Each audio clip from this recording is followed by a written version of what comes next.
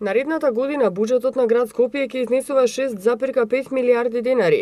Според предлогот, градот планира инфраструктурни проекти, подршка на локален економски развој и развој на туризмот за изградба на паркови и зеленило.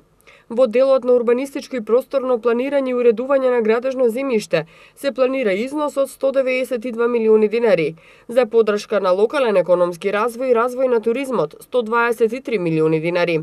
За одржување на комуналната инфраструктура се издвоени 630 милиони денари, за изградба на јавно осветлување 50 милиони денари, 900 милиони денари за изградба на патна инфраструктура, 102 милиони денари за управување со јавна чистота.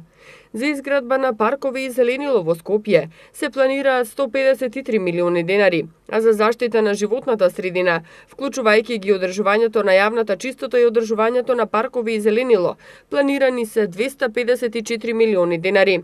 За образование, култура и спорт се предвидени 345 милиони денари, за социјална заштита 102 милиони денари, за непречено функционирање на Советот и администрацијата и унапредување на незиното работење, планирани се средства во износ од 900 милиони денари и за функционирање за бригадата за противпожарна заштита 124 милиони денари.